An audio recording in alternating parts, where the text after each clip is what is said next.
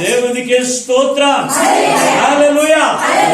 ప్రభునందు వచ్చంత ప్రియమైనటువంటి దేవుని బిడ్డలారా, ఇప్పుడు మన ప్రభువును లోకరక్షకుడైన యేసుక్రీస్తు అతి శుభమైన నామమును బట్టి చేరి ఉన్న మీకందరికీ ప్రత్యేకమైన వందనాలు తెలియపరుస్తూ ఉన్నాను, పేరు పేరున. అలాగే ఈ వాక్య వీక్షిస్తున్న మీకందరికీ నా హృదయపూర్వక వందనాలు తెలియపరుస్తూ ఉన్నాను. దేవుని యొక్క మహాకృపను బట్టి మరొక పర్యాయము ప్రభు యొక్క సన్నిధిలోనికి నడిపించబడి దేవుని స్తుతించడానికి, ఆరాధించడానికి దేవుడు మరొక సదావకాశాన్ని దేవుడు మనకి ఇచ్చాడు.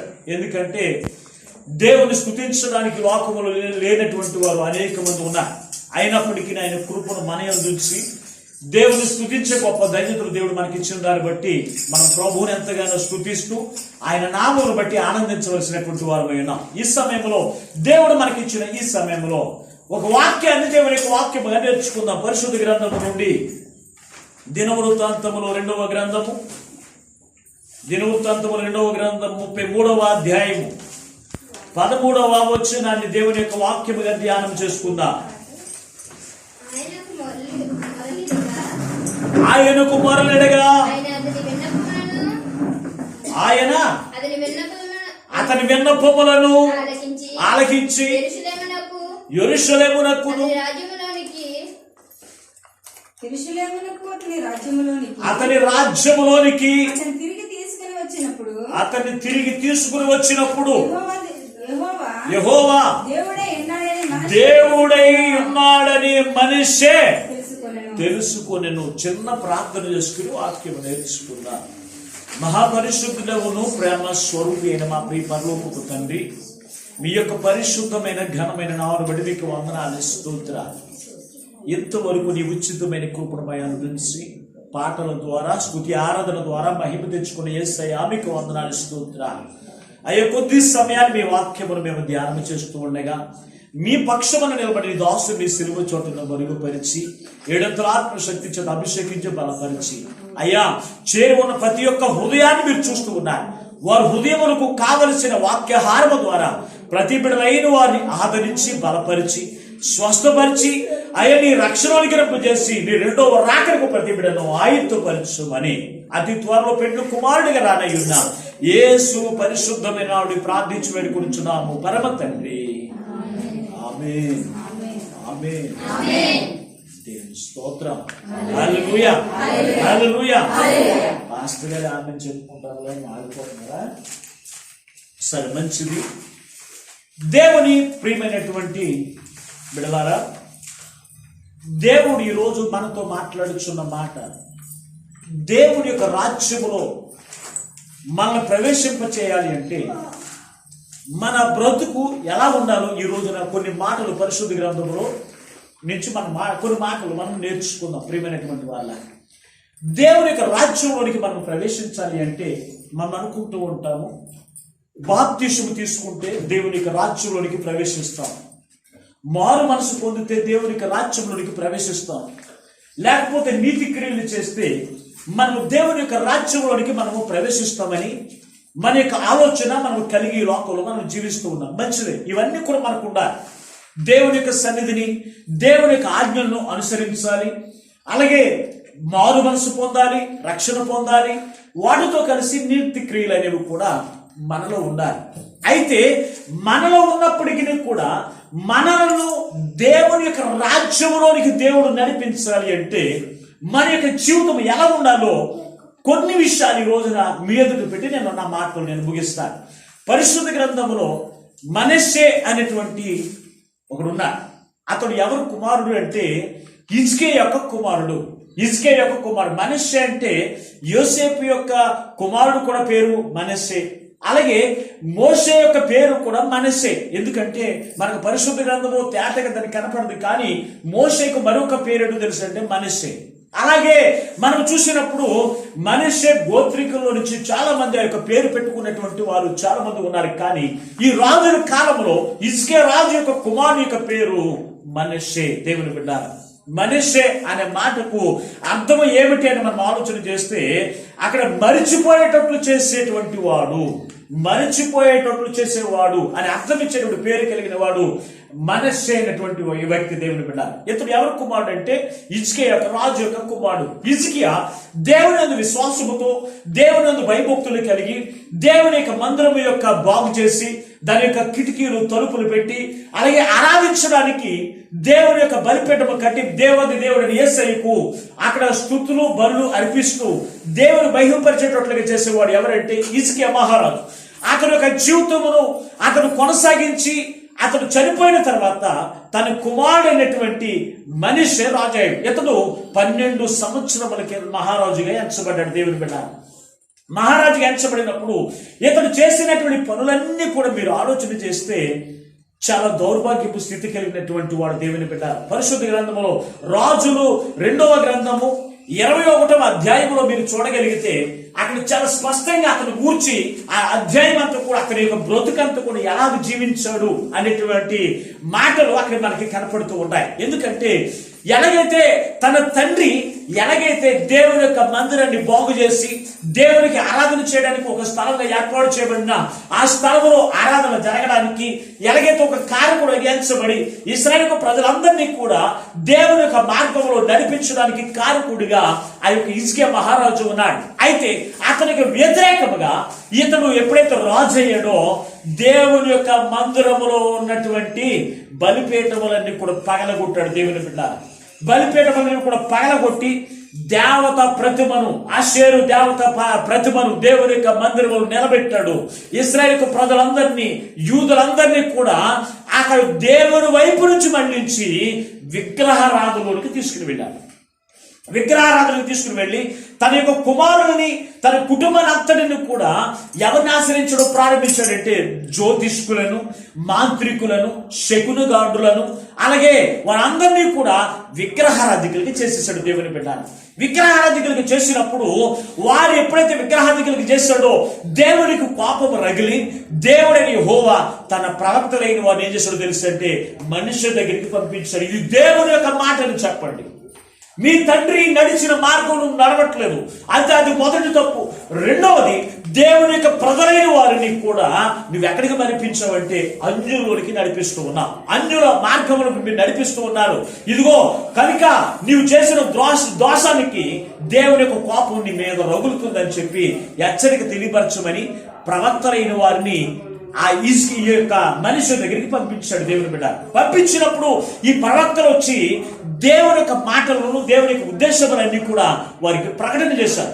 ప్రకటించిన ఆ ప్రవక్తలను కూడా ఈ మనిషి చంపేసి ఆ నిరపరాధ రక్తాన్ని కూడా ఆ యొక్క దేవుని యొక్క మందిరంలో ఉన్నటువంటి ఆ దేవత స్తంభాన్ని నిలబెట్టి అక్కడ ఆ దేవతల దగ్గర పరిశుద్ధమైన నీతిమంతుల యొక్క రక్తాన్ని కార్చినటువంటి విధానం కూడా అక్కడ మనం చూడగలుగుతున్నాం. దేవుని బిడ్డ, అటువంటి పరిస్థితి కలిగినటువంటి వాడిని దేవుడు చూశాడు. దేవుని బిడ్డ చూసి ఏం చేశాడో తెలుసా, అష్షూరు రాజుని అతని మీదకి లేపాడు. ఎందుకంటే దేవుడు ముందుగా మనము చేసిన ప్రతి దోషానికి, మనం చేసిన ప్రతి ఒక్క పాపానికి శిక్షను వెంటనే పంపించడండి. ఎందుకంటే తన ప్రవక్తల ద్వారా హెచ్చరిక చేస్తాడు. కానీ చాలా మంది మనుష్య వలె ఏం చేస్తారో తెలుసంటే ప్రవక్తలు చెప్పిన మాటలు ఇవి దేవుని యొక్క మాటలని నమ్మకుండా, దేవుని యొక్క మాటలని విశ్వాసించకుండా ఆ మాటలు పక్కన పెట్టి తన జీవితం ముందుకు కొనసాగించేటువంటి వారు ఆనాటి కాలం నుంచి ఈనాటి కాలం వరకు అదే పరిస్థితి కలిగినటువంటి వారు ఉన్నారు. అయితే మనిషి కూడా ఇవన్నీ కూడా ఏంటి, నాకు చెప్పడం ఏంటి అని చెప్పి ఆ ప్రవక్తలను కూడా చంపేసి వారి నిరపరాధ రక్తాన్ని కూడా చిందించినటువంటి విధానాన్ని కూడా మనం చూడగలుగుతున్నాం. అయితే దేవునికి కోపం రాదా? నీతిమంతుల యొక్క రక్తాన్ని కాల్చినప్పుడు, నీతిమంతులు ప్రవచించిన ఆ యొక్క హెచ్చరిక చేసిన హెచ్చరికకు లోబడినప్పుడు దేవుని యొక్క కోపము మనుష్య మీద రగులుకుందంట. దేవుని బిడ్డ, రగులుకుని అతని మీదకి ఎవరు పంపించాడు తెలుసా అంటే అష్షూరు రాజుని పంపించాడు. అష్షూరు రాజుని పంపించినప్పుడు అతని యొక్క సైన్యంతో అతని మీదకి దాడి చేసి అతని ముక్కు కడివేసి అతని మెడలో గొలుసు వేసి యెరూషలేము యొక్క పట్టణం నుంచి ఈడ్చుకుని బయటకు తీసుకుని వెళ్ళిపోయాడు. దేవుని బిడ్డ, తీసుకుని వెళ్ళిపోయిన తర్వాత అప్పుడు గుర్తుకొచ్చేది. తీసుకుని వెళ్ళిన తర్వాత ఏం జరిగిందంటే దాని ముందు వచ్చిన నుంచి ఒకసారి చదవండి, ఒకసారి 10వ వచనం నుండి.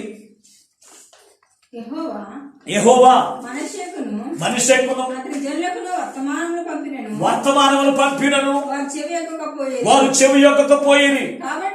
కాబట్టి యెహోవా అష్షూరు రాజు యొక్క సైన్యాధిపతులను వారి మీదకి రప్పించెను. మనిషే తప్పించుకొని పోకుండా వారు అతన్ని పట్టుకుని గొలుసులతో బంధించి అతన్ని బబులోను యొక్క రాజ్యంలో తీసుకుని పోయి, అతడు శ్రమలో ఉన్నప్పుడు తన దేవుడైన యెహోవాను బ్రతిమలాడుకొనెను. చాలండి ప్రియమైనటువంటి దేవుని బిడ్డారా, ఇక్కడ చూడండి, చాలా మంది పరిస్థితులు కూడా అంతే. దేవుళ్ళు నువ్వు చక్కగా జీవిస్తూ ఉన్నప్పుడు, దేవుని యొక్క మార్గంలో నడుస్తూ ఉన్నప్పుడు, దేవుని యొక్క కుటుంబాన్ని ఆశీర్వదిస్తూ ముందుకు నడిపిస్తూ ఉన్నప్పుడు మన హృదయాలన్నీ కూడా కొవ్వు చేత నింపబడి దేవుని యొక్క మాటలు మన హృదయంలోనికి రాకుండా ఏం చేస్తాయో తెలుసంటే గర్వము చేత నింపేటువంటి పరిస్థితి మనం కలిగి ఉంటాం. మనం ఎవరిని ఆరాధిస్తున్నాం మనకు తెలియదు. ఎవరు దేవుడు, ఎవరు దేవతలు, ఎవరు ఏంటో తెలియకుండా జీవించేటువంటి వారు ఉన్నారు. దేవుని బిడ్డ, ఇతడు ఎవరిని దేవతలుగా చేసుకున్నాడో తెలుసా? ఒక దేవత స్తంభాన్ని అక్కడ దేవుని యొక్క మందిరంలో నిలబెట్టాడు. అంతేకాదు అతడు నక్షత్రములను దేవుడిగా చేసుకున్నాడంట. మీరు ఇంటికి వెళ్ళిన తర్వాత రాజుల 2వ గ్రంథం మీకు 21వ అధ్యాయం మీరు ఇంటికి వెళ్ళిన తర్వాత క్షుణ్ణంగా చదువుకోండి. అతని యొక్క జీవితం అంతా మీకు కనపడుతూ ఉంటుంది. అతడు ఎవరిని దేవుడిగా చేసుకున్నాడు అంటే నక్షత్రాలను అంట దేవుని పెట్టారు. నక్షత్రాన్ని కూడా కలిగేసింది ఎవరు? నక్షత్రాలను కలిగజేసింది ఎవరు? సూర్య చంద్ర నక్షత్రముల భూమిని సర్వలోకముని కలగజేసిన దేవుని విడిచిపెట్టి దేవుడు కలగజేసిన వాటిని పూజించేటువంటి పరిస్థితికి వెళ్ళిపోయాడు మనిషి. దేవుడు ఊరుకుంటాడా? ఈ రోజున దేవుని విడిచిపెట్టి దేవుడు కలగజేసిన వాటిని పూజించేటువంటి వారు చాలా మంది ఉన్నారు. కొంతమంది చెట్లు పూజించేవాడు ఉన్నారు. నేను తెల్లవారుజామున మొన్నటి కాలంలో, అది వసంత కాలము, దాన్ని ఏదో అంటారు, దీన్ని శ్రావణ మాసం. శ్రావణ మాసంలో నేను తెల్లవారుజామున ఒకరింటికి ప్రార్థన చేయడానికి వెళ్తున్నాను. తెల్లవారుజామున ఆవిడ ఒక ఛార్జింగ్ లైట్ పెట్టుకుని ఓ చెట్టు దగ్గర చెట్టుకు పూజ చేస్తుందండి. అది మరి ఉసిరి చెట్టు, రాసి ఉసిరి చెట్టు, నాకు తెలియదు ఏం చెట్టు అది, రావి చెట్ట. ఒక చెట్టుకి ఆవిడ పూజ చేస్తుంది. చెట్టుకు పూజ చేస్తుంది అనుకుంటున్నాను నేను.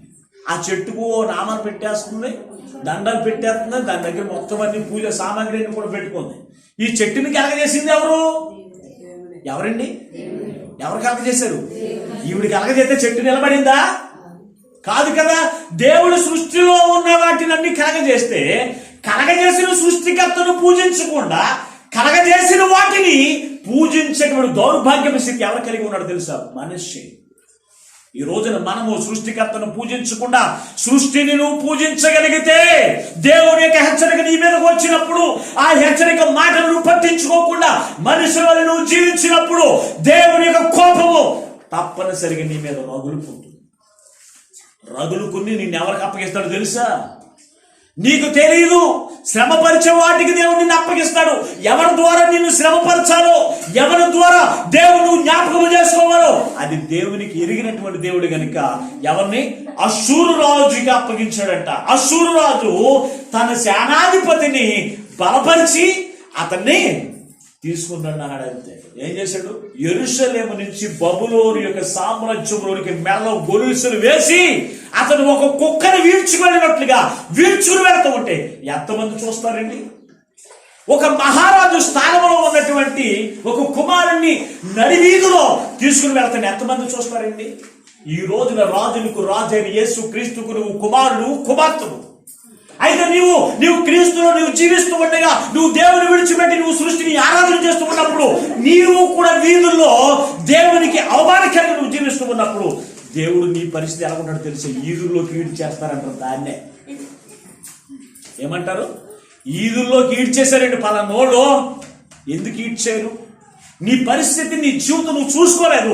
దేవుని యొక్క సేవకులు మాట్లాడుతూ ఉంటే దేవుని యొక్క హెచ్చరిక మాట నువ్వు పట్టించుకోకపోతే మనస్సుని ఈడ్చినట్లుగా నిన్ను కూడా ఏడ్చవలసి వస్తుందేమో. ఆ పరిస్థితిలోనికి నువ్వు రాకుండానే నువ్వేం చేయాలి? దేవుని యొక్క హెచ్చరికకు లోబడేటువంటి పరిస్థితి నువ్వు కలిగినటువంటి వారిని ఉన్నారు ప్రభునందు దేవుని బిడ్డ. అయితే ఇతడు చేసినటువంటి పనులు తెలుసా? అతడు తన శ్రమలో మరి నక్షత్రాలకు ప్రార్థన చేసుకోవచ్చు కదా, నక్షత్రాలకు ప్రార్థన చేసుకోవచ్చు కదా, అతను నిలబెట్టిన దేవత విగ్రహానికి ప్రార్థన చేసుకోవచ్చు కదా. ఓ దేవత నన్ను విడిపించు, ఓ నక్షత్రములారా మమ్మల్ని కాపాడండి, వీడి చేతుల నుంచి మమ్మల్ని కాపాడండి, ఆ సూర్య యొక్క చేతుల నుంచి అని అడగొచ్చు కదా. మరి ఎవరికి ప్రార్థన చేస్తున్నాడు? ఎవరికి? యెహోవాకు మొర్ర పెట్టగా ఏం చేస్తున్నాడు? యెహోవాకు మొర్ర పెడతాను ఎలా చేస్తుంది? ఎలా మొర్ర పెడతాడు తెలుసా? ఏం చేస్తున్నాడు? యెహోవాను బ్రతిమలాడుకునేటువంటి పరిస్థితికి వచ్చేసింది దేవుని బిడ్డ. ఈ రోజున చాలా మంది కష్టాలు వచ్చినప్పుడు, శ్రమ వచ్చినప్పుడు ఎవరు బ్రతిమలాడతారు? దెయ్యాల్ని, విగ్రహాలు బ్రతిమలాడరండి. మరి ఎవరు బ్రతిమలాడతారు? దేవుడిని బ్రతిమలాడతారు. దేవుడు ఎవరు తెలుసు, కానీ నీ మూర్ఖ హృదయంతో నువ్వేం చేస్తావో తెలుసా? నీకు తెలియకుండా విగ్రహారాధన నువ్వు చేస్తా ఉన్నావు. జాగ్రత్త ప్రియమైనటువంటి వారు. దేవుడు అంటే నీ సర్వశక్తి గల దేవుడు. ఆయన రోషము లేనటువంటి వాడు కాదు. నీకైతే రోషం ఉండదు. నువ్వు క్రీస్తు యొక్క కుమారుడు, కుమార్తె అనేటువంటి రోషము కలిగిన జీవితం జీవిస్తే దేవునికి నిన్ను బట్టి రోషము రాదండి. నువ్వు ఎలా జీవిస్తావో తెలుసా? ఒక రోషము లేనటువంటి వారిగా, ఒక సిగ్గు లేనటువంటి వారిగా, ఒక అవమానం వచ్చినా కానీ అది నువ్వు పట్టించుకోకుండా నువ్వేం చేస్తున్నావో తెలుసా? లోకంలో నువ్వు తిరుగులాడుతున్నావేమో. అందుకే ఈ రోజున దేవుడు మనుష్య ద్వారా నీతో మాట్లాడుతున్నాడు. దేవుని బిడ్డలారా, మనుష్య ద్వారా దేవుడు నీతో మాట్లాడుతున్నాడు. ఇతను నడి వీధుల్లో గొలుసులు వేసి అతన్ని కట్టి అతను ఈడ్చుకుని వెళ్ళిపోతున్నాడంట. ఎక్కడికి? బబులోను యొక్క దేశంలోనికి, యెరూషలేము అనగా పరిశుద్ధమైన స్థలంలో నుంచి. పరిశుద్ధ స్థలముగా ఉంచాడు ఆ మందిరాన్ని? ఉంచలేదు. దేవునికి మందిరంలో అతను బలులు అర్పించడం ప్రారంభించాడు. ఎవరికి? దేవతలకును, సూర్య చంద్ర నక్షత్రాలకు. అతను ఏం చేస్తాడో తెలుసా? బలులు అర్పించే పరిస్థితి అతను కలిగి ఉన్నాడు. దేవుని బిడ్డ, అటువంటి వాడికి హెచ్చరిక వస్తేనంట పట్టించుకోకుండా మరి ఎవరు బ్రతిమలాడుతున్నాడు? దేవుడిని బ్రతిమలాడుతున్నాడు. మరి అతను ఎవరిని తీసుకుని వెళ్ళిపోయాడు? అశ్షూరు రాజు తీసుకెళ్ళిపోయాడు కదా. మరి రాజుని బ్రతిమలాడుకోవచ్చు కదా.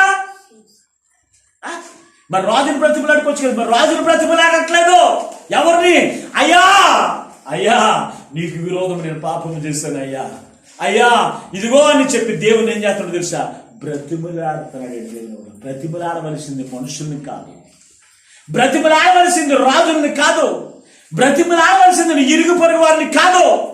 నీ జీవితం మీదకి శ్రమ వచ్చినప్పుడు, నీ మీదకి కష్టం వచ్చినప్పుడు దానిని విడిపించేటువంటి దేవుని బ్రతిమలాడుకునేటువంటి పరిస్థితి నువ్వు కలిగి ఉండాలి. దేవుని బిడ్డ. అంతేకాని నువ్వు ఎప్పుడు చూసినా మనుషులు బ్రతిమలాడుకోవడం, అధికారులు బ్రతిమలాడుకుంటే వారి ద్వారా నీకు విమోచన కలగదు. వారి ద్వారా నీకు విమోచన కలగాలి అంటే కనుక నీవు వారికి మనసు కలిగించే దేవుని బ్రతిమలాడుకునేటువంటి వారిగా నీవు ఉండాలి. వారి ద్వారా విమోచించేటువంటి దేవుని బ్రతిమలాడుకునేటువంటి పరిస్థితి నువ్వు కలిగి ఉండాలి ప్రియమైనటువంటి వారు.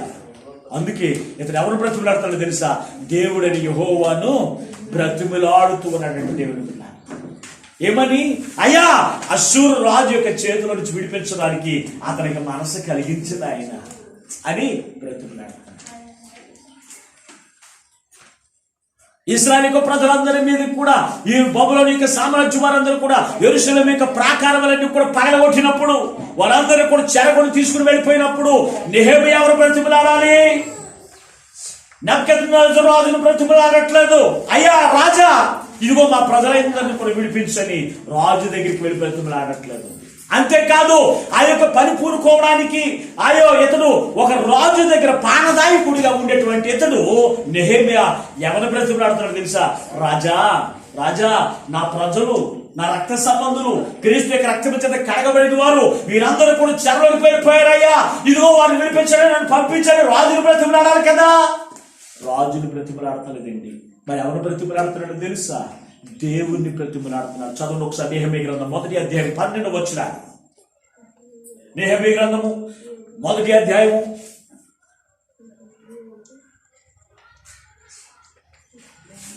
11వ వచనం చూడు ఒకసారి.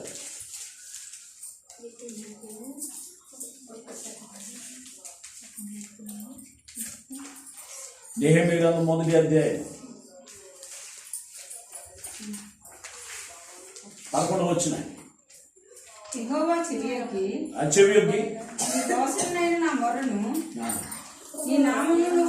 నీ నామములో భయభక్తులతో కనపరచుటయందు ఆనందించు నీ దాసుల మొరను ఆలకించి ఈ దినమందు నీ దాసుని ఆలోచన సఫలపరిచి ఈ మనుషులు నా యందు దయ చూపునట్లు అనుగ్రహించమని. ఈ మనుషులు నా యందు దయచూపునట్లు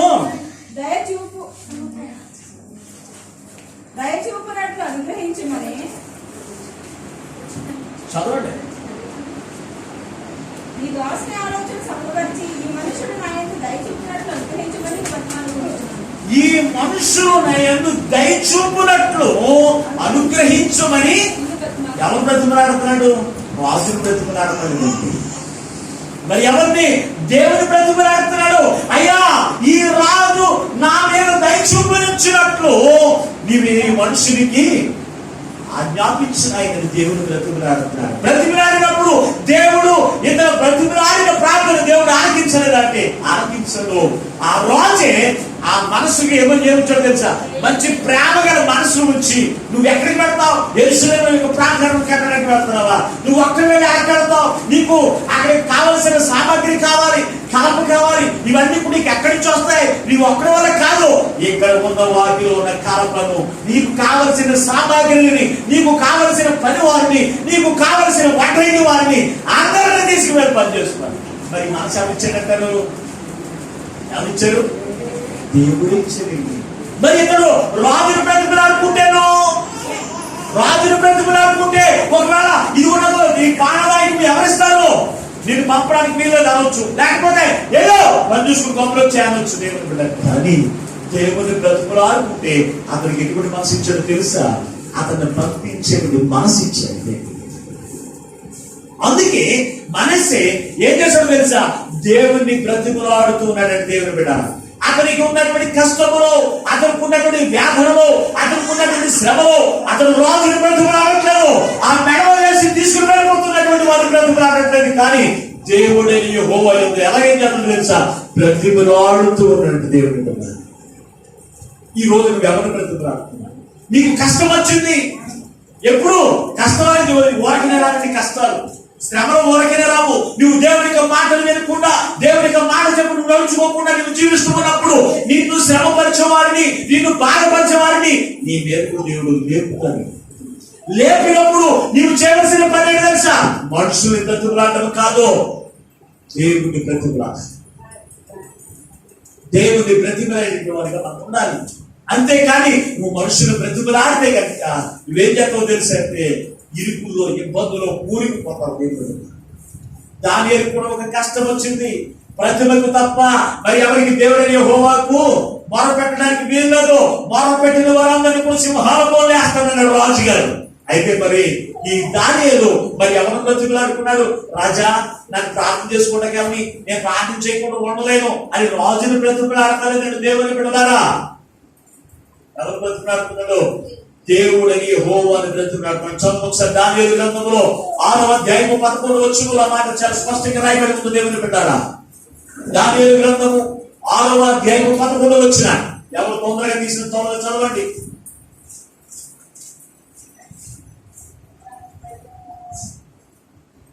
ఆ మనుషులు గుంపుకూడి వచ్చి దానియేలు తన దేవునికి ప్రార్థన చేయటయు ఆయన బతిమాలుకొంటయు చూచి రాజు సముఖమునకు వచ్చి శాస్త్ర విషయమును బట్టి రాజా. దానియేలు ఎవరు బ్రతిమలాడుకుంటున్నాడంట? ఎవరిని? దేవుడు, తన దేవుడని యెహోవాను బ్రతిమలాడుతున్నాడు. మనుషులు కాదు, అతను చూడడానికి వచ్చిన వారిని కాదు. ఇతను ప్రార్థన చేస్తున్నాడు దేవునికి. ప్రార్థన చేస్తున్నాడు. ఇతను కుటుంబాలు చాలా మంది ఉన్నారు.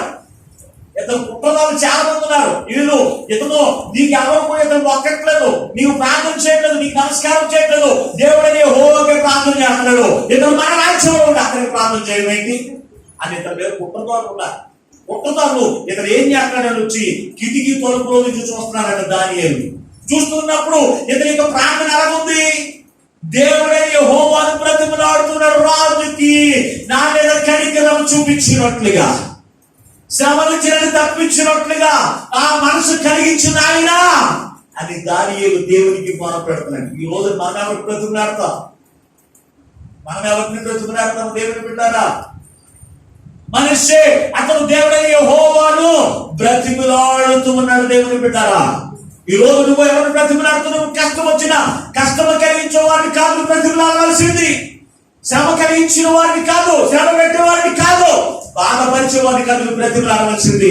నువ్వు దేవుని బ్రతిమలాడితే దేవుడే ఆ కష్టం నుంచి, ఆ బంధకం నుంచి, ఆ ఇబ్బందుల నుంచి నిన్ను విడిపించి క్రీస్తుని బట్టి ఆనందకరమైన జీవితం నీకు ప్రసాదిస్తాడు. మనిషి అతను మరలా దేవుడు తనకు సిద్ధపరిచిన యెరూషలేము రాజ్యంలో మహారాజుగా ఉండడానికి మొట్టమొదటి కారణం తెలుసా? అతడు తన కష్టంలో దేవుడిని యెహోవాను బ్రతుకులాడుకునే లక్షణం కలిగినట్టు.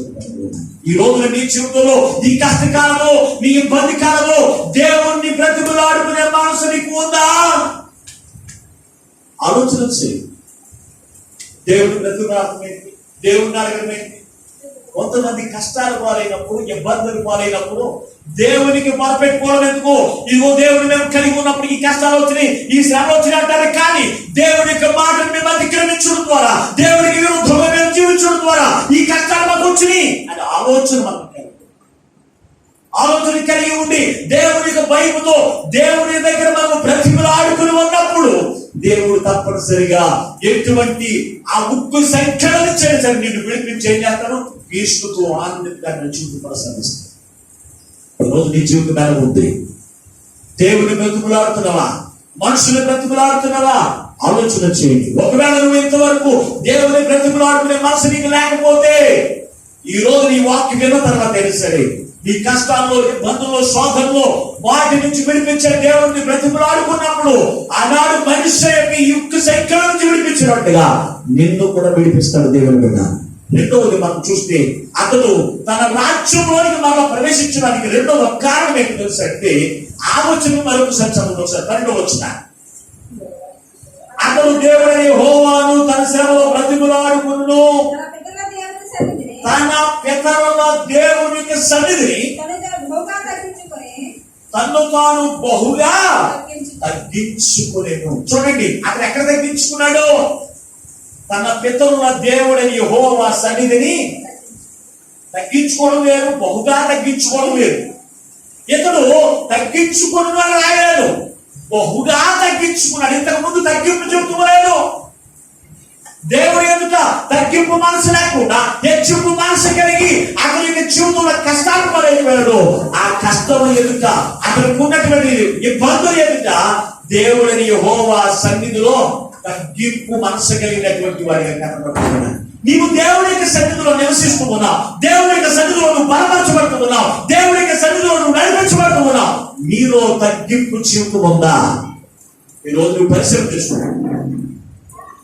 దేవుడు మందిరానికి వస్తావు, పలానా వాడితో నేను మాట్లాడను, పలానా వాడు పలహారంగా నేను తీసుకోను, పలానా వాళ్ళు నా గురించి ప్రార్థన చేయడానికి వీరదు, నా పేరే అక్కడ. ఇది తగ్గింపు జీవితం అంటారా? కష్టాలు ఉంటేనే కానీ తగ్గింపు జీవితం నీకు రాదా? ఆలోచన. చాలా మందికి కష్టాలు, ఇబ్బందులు, శోధనలు పడితేనే కానీ తగ్గింపు మనసు రాదండి. మనిషే అతను మహారాజుగా దేవుడు చేసినప్పుడు అతను తండ్రి వలె తనకు తగ్గించుకుని ఉంటే అతను బబులోను యొక్క రాజు చేతిలో, అష్షూరు యొక్క రాజు యొక్క చేతిలో ఆ సంఖ్యలో చేర్చబడేవాడు కాదండి. తగ్గింపు మనసు లేక ఎప్పుడైతే ఆ కష్టాలు, ఇబ్బందులు దేవుని బ్రతుకులో ఆడుకుంటూ ఉన్నాడు ఎలాగో తెలుసా? బహుగా తగ్గించుకుంటూ. తగ్గించుకోవడం అంటే ఏంటి? తగ్గింపు మనసు అంటే మనకి చాలా మందికి ఇష్టం ఉండదు. బహుగా తగ్గించుకోవడం అంటే ఏమిటి అంటే అంతకన్నా దౌర్భాగ్యం ఎవరు లేదు. అయ్యా నీ మాట వినకుండా నేను దౌర్భాగ్యం స్థితి నేను చేశాను అయ్యా, అందుకే నా జీవితంలో ఉన్న ఆనందాన్ని కాస్త నేను కోల్పోయాను. మహారాజు ఉన్నటువంటి వాడిని నేను ఒక కుక్కలాగా నేను నడు వీధిలో వీడ్చిపడుతూ ఉన్నానయ్యా.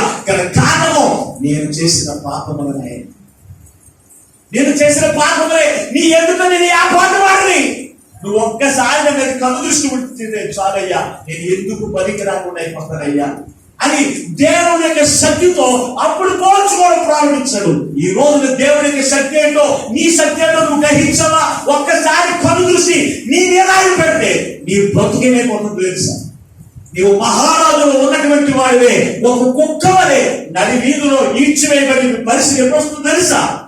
నువ్వు దేవుని యొక్క మాటలు పక్కన పెట్టి, దేవుని యొక్క హెచ్చరికను పక్కన పెట్టి నువ్వు జీవించినప్పుడు అటువంటి దౌర్భాగ్యమైన స్థితి నువ్వు కలిగి ఉన్నావు. మనిషి బహుగా తగ్గించుకుంది. మరి హిజ్కియా తన ప్రజలైన వారికి నేర్పిందేంటో తెలుసా? కుమారుడు ఎదుట తన ప్రజలైన వారికి నేర్పిందేంటో తెలుసా? చదవండి ఒకసారి. ఇదే దినవృత్తాంతములో 2వ గ్రంథం 32వ అధ్యాయము 26వ వచనం ఒకసారి చదవండి. ఒకసారి హిజ్కియా హృదయ గర్వమును విడిచి తాను యెరూషలేము కాపాడుతున్నాడు. తానును యెరూషలేము యొక్క కాపరస్తులను తమను తాము తగ్గించుకునేది కనుక తన్ను తాము తగ్గించుకును కనుక హిజ్కియా దినములో యెహోవా కోపము హిజ్కియా దినములలో దినముల్లో యెహోవా కోపము జనుల మీదికి రాలేదు. చదువు మీదకి రాలేదు. ఏం చేశాడు తన తండ్రి? మరి హిజ్కియా తను తగ్గించుకున్నాడండి. తను తగ్గించుకున్నాడు. తన ప్రజలైన వారికి నేర్పింది కూడా అదే.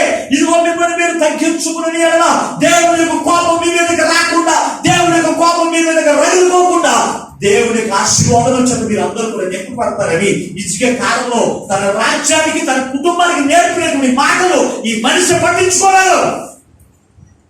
పట్టించుకోకుండా ఏం చేశాడు తెలుసా?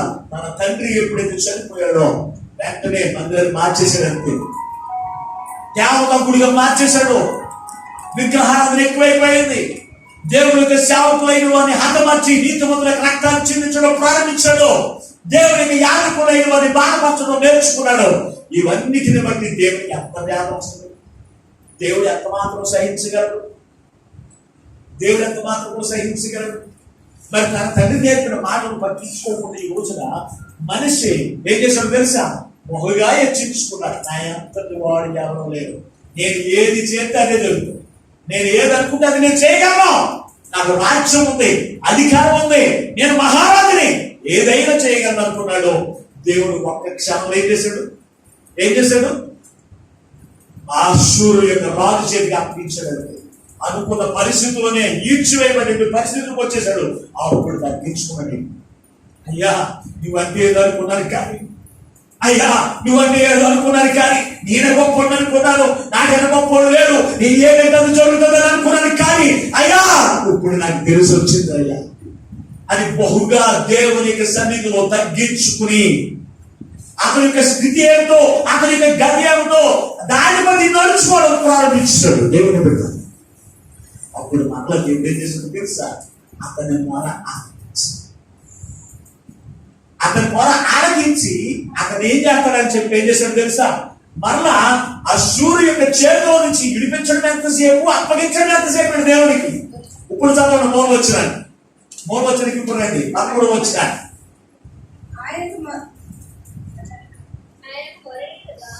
ఆయనకు మొరగాడగా తను తగ్గించుకుని ఆయనకు మొరగాడగా అతని విన్నపములను ఆలకించి యెరూషలేములోనికి అతని యొక్క రాజ్యములోనికి అతన్ని తిరిగి తీసుకుని వచ్చాడు. చూడండి, మహారాజా చేసేసాడు మాట. ఎందుకంటే అతను ఒక గుణపాఠం. అసలు దేవుడు అంటే ఏమిటో, దేవుడి యొక్క శక్తి అంటే ఏమిటో, దేవుడి యొక్క ప్రభావం అంటే ఏమిటో అతనికి తెలియపరచడానికి.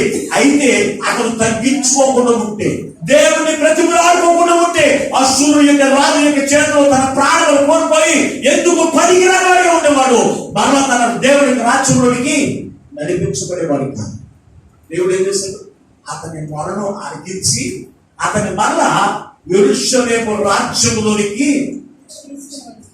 తీసుకొచ్చింది ఎవరు? మరలా దేవుడే. అష్షూరు చేతిలో పడినోడు ఎవరు కూడా విడిపించబడేవాడు కాదు. అష్షూరు రాజు సాతానుకు సాదృశ్యంగా ఉంది. అష్షూరు రాజు సాతానికి సామ్రాజ్యానికి సాదృశ్యంగా ఉంది. వాడి చేతిలో పడిన వాడిని నాశనం చేయకుండా ఎంతవరకు కూడా ఉండడం. అందుకే ఆ రాజు అంటే అక్కడ ఉన్న దేశాలందరికీ కూడా గరగా ఒడిగిపోయేది. ఈ రోజున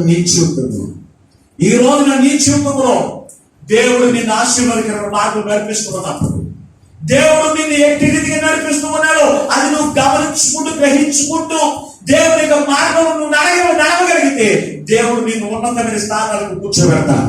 అది కాకుండా దేవుడు నిన్ను హెచ్చిస్తూ ఉన్నప్పుడు, దేవుడు నిన్ను ఆశీర్వాదకరమైన మార్గం నడిపిస్తూ ఉన్నప్పుడు నిన్ను నీవే హెచ్చించుకుని దేవుని విడిచిపెట్టి విగ్రహారాధన చేసుకుంటూ, అలాగే విగ్రహారాధన చేసుకుంటూ జ్యోతిష్కులను, అలాగే పనికి వారందరినీ కూడా ఆశ్రయించడం నీ పిల్లలకు నేర్పేటువంటి చూపు నువ్వు కలిగి ఉన్నావేమో. తన కుమారుడికి అలాగే నేర్పడండి మనిషి.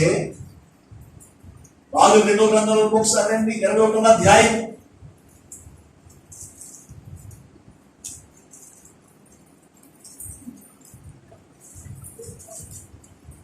కింద ఏం చదవండి.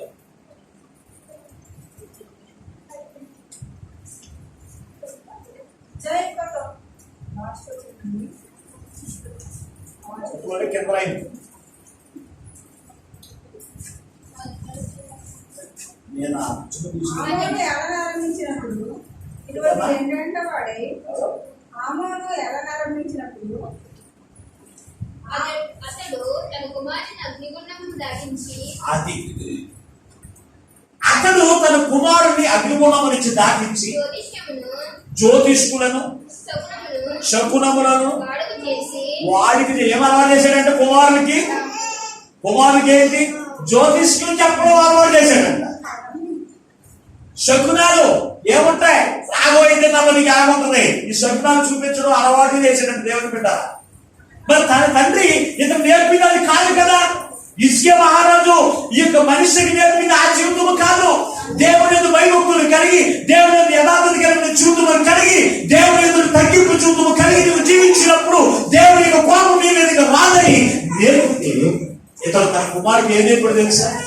జ్యోతిష్కులను శకునిగాడులను అలవాటు చేసినాడు. దానితో కలిసి అగ్నిగుండం చూసారా, అగ్నిగుండం దాటించబడి నిప్పులు గుండా తొక్కుతున్నారు. ఈ రోజులో ప్రతి గ్రామంలో ఉన్నది నిప్పులు గుండం పిల్లలకి నేర్పించే విధానం చూడండి. క్రైస్తవులు ఈ రోజు క్రీస్తులో ఉన్న నీవే నీ పిల్లలకి ఏమలవాటు చేస్తున్నావు? జాగ్రత్త అండి. ఏదో అనుకుంటున్నారు మీరు. దేవుడిలోకి వచ్చిన తర్వాత, దేవుడి యొక్క ఆశీర్వాదం చెందినబడిన తర్వాత, క్రీస్తును ధరించుకున్న తర్వాత మీరు ఏది జీవిస్తే అదే ఆశీర్వాదం అనుకుంటున్నారేమో. జాగ్రత్త అండి. తన కుమారుడికి అదే అలవాటు చేస్తాడు, విగ్రహాలను అలవాటు చేస్తాడు, జ్యోతిష్కులను శకులు చూపించేవాళ్ళని ఇవన్నీ కూడా అలవాటు చేశాడు. అలవాటు చేసి అగ్నిగుండాలను కూడా దాటించు అన్ని నేర్పాడు. నేర్పిన చివరికి ఏమైంది, ఈ జీవితం బాగోలేదు, మనుషుల జీవితం బాగోలేదు. ఎక్కడికి ఒక కుక్కలా ఈడ్చికి వెళ్తూ ఉంటే ఈదులంట రాజుని ఎంత అవమానం. అది దౌర్భాగ్యం స్థితి ఎవరు తెచ్చుకుని తెలిసిన మనిషి తెచ్చుకున్నాడు. అతని ప్రవర్తన, అతని ఆలోచన, అతని యొక్క నడవడిక, అతను ఎవరిని ఆరాధించాలో తెలియకుండా ఇష్టం వచ్చినటువంటి వారిని ఆరాధించేటువంటి వారు. ఈరోజు చాలా మంది దేవుడిని కలగజేసిన సృష్టినే కాదండి, చెట్లను పుట్టలను బిడ్డలను కూడా ఆరాధించేటువంటి వారు లేకుండా లేదు లోకం. ఉన్నారా లేదే? చెట్లని పుట్టల్ని పశువులని కొంతమంది నందిని పెట్టుకుంటారు. నంది అంటే ఏంటి? ఆవు కూడా కూడా పూజించేవాడు. అప్పుడు మొన్న ఏదో టీవీ సడన్ గా పెడుతూ ఉంటే ఒక స్త్రీ ఆవు వెనకాల బాగా దండ పెట్టుకుంటుంది. దేవుడు పోతుకు నాకు అర్థం కాదు. వెనకాల దండ పెట్టుకుంటుంది. ఆవు తిరగేసి ఉంటుంది, తల ముందుకు ఎత్తుకుంది, వెనక్కుంది, దాన్ని వెనకాల దండ పెట్టి దాన్ని పూజలు చేస్తుంది. ఎనకైపోయింది చూడండి. అవి చూసి ఈ రోజు క్రైస్తవులు కూడా ఇదే పూజ. ఏంటి? వెనక పూజ. దేవుడినేమో వెనకేటి, పశువుల్ని రొప్పల్ని అన్నింటి ముందెట్టుకుని ముందుకు నడిపించబడతాయి. మన జీవితంలో దీవెన ఏమవుతుంది? ఆలోచన చేయండి. మనిషి చేసిన పొరపాటును బట్టి అతని మీదకి శ్రమలు నగిలిపోని, ఇబ్బందులు నగిలిపోని అతను విడిపించేటువంటి నాదురాలు కూడా లేదు. దేవుడు నీ మీదకి ఎవరినైనా రేపితే దాన్ని విడిపించేవాడు కూడా ఎవరో ఉండడండి. విడిపించడానికి శక్తి ఎవరికో కూడా సరిపోదు. నువ్వు అనుకోవచ్చు నీకు బంధువులు ఉన్నారు, నువ్వు అనుకోవచ్చు నీకు ఆస్తి ఉంది, నువ్వు అనుకోవచ్చు నీకు శక్తి సామర్థ్యం ఉన్నది వరకు. కానీ దేవుడు నీ మీదకి రేగితే ఎంత మాత్రం నీ వల్ల ఒక మహారాజు వల్లే కాలేదు, నీ వల్లే అవుతుంది. నీ వల్లే అవుతుంది. ఆలోచించే. ఎప్పుడైతే దేవుడు అతని ముక్కు కళ్ళు వేసి ఈదులంట ఈడ్చేటట్లు చేశాడో అప్పుడు గుర్తుకొచ్చిందంట, అయ్యో నాయన, ఈ బాధలను కూడా విడిపించేది నక్షత్రాలు కాదు, ఈ బాధలను కూడా విడిపించేది ఆ విగ్రహం కాదయ్యా. అయ్యా నీవు మాత్రమే విడిపించుటకు సామర్థ్యము కలిగిన వాడు అయ్యా అని దేవుని ప్రతిఫలాడు గుర్తుకున్నాడంట. రెండవదిగా దేవునికి సన్నిధిలో అతను బహుగా తగ్గింపు మనసు కలిగినటువంటి వాడిగా ఉన్నాడు. నీవు దేవునికి రాజ్యమును ప్రవేశించే వాడిగా ఉండాలి అంటే, పరమ రాజ్యమును వారసుగా ఉండాలి అంటే, ఒకటి దేవుని ప్రతిఫలాడుకునే లక్షణము కలిగి ఉండాలి. రెండవది దేవునికి సన్నిధిలో తగ్గింపు మనస్సు కలిగినటువంటి వాడు. ఉంటున్నారా దేవునికి సన్నిధిలో? నేను దేవునికి సేవలోనికి వచ్చినప్పుడు నన్ను బలపరిచిన ఆత్మీయ తండ్రిగా నన్ను ఇష్టం వచ్చినట్టుగా తిట్టేవాడు. పాట పాడుతూ ఉంటాడు, అలా అయిపోయాడు. మళ్ళీ కోపంతో రగిలిపోతూ పాట పాడుకుని కలుపుకునేవాడిని. పాడు అని కూడా మధ్యలో అంటే మళ్ళీ పాట పాడవలసిందే. లేదు ప్రార్థన చేయి అంటే కోపం వచ్చేసింది, నేను ప్రార్థన చేయాలంటే ఊరుకుంటా లేదు. వెంటనే నాకు దేవుడు ఆ తగ్గింపు మనసు ఇచ్చాడు. మళ్ళా నేను తగ్గించుకుని మళ్ళా ప్రార్థన చేయడం ప్రారంభించాను. లేకపోతే నాకు చాలా కోపం ఉంది. మీకు తెలుసో తెలియదు కానీ నాకు ఉన్న చాలా కోపం. ఈ కోపం అంతా ఏమైందో ఇప్పుడు కూడా తెలియదు. ఎందుకు పనికిరాని వారు ఒక్క దెబ్బ కొడితే పడిపోయేవారు కూడా ఈ రోజు నా మీద రగులుతూ ఉంటే వారు ఎదుట నేను ఏం చేస్తానో తెలుసు, తగ్గించుకోండి. కారణం తెలుసు అంటే తగ్గింపు మన హెచ్చింపులో కనిపిస్తుంది. తగ్గించుకుంటేనే నువ్వు హెచ్చించబడతావు. తగ్గించుకుంటేనే మనం హెచ్చించబడతాం దేవుని బిడ్డ. ఆ తగ్గింపు నీకు జీవితంలో ఉండాలి. దేవునికి సన్నిధిలో పెరుగుతూ నీలో తగ్గింపు మనసు లేకపోతే దేవునికి నామకు అవమానం తేవట్లేదు. నీవు జాగ్రత్త. దేవునికి సన్నిధిలో నీకు పలహారం తీసుకుని పలహారం పడవ పెడితే తిన్నా ఎంత ఏం తగ్గింపు. జాగ్రత్త. నేను చాలా ఈ విషయాలు నా దృష్టిలో వస్తాను. దేవుడి యొక్క మందిరంలో దేవుడు ఆశీర్వదించి ఇచ్చిన పలహారం అది నువ్వు తింటే నువ్వు దీవించబడతావు. అంతేకాని పలానోడు కూరైతే నేను తిన్నాం, పలానోడు భోజనం పెడితే నేను తిన్నాం, పలానోడు రొట్టె ఇస్తే నేను తిన్నాం, పలానోడు టీ ఇస్తే నేను తాగడం. ఇది తగ్గింపు మనసు కాదు. మనస్సే దేవుని యొక్క సన్నిధిలో బహుగా తగ్గించుకుంది. మరి రోజు నీ చూపులు తగ్గింపుందా?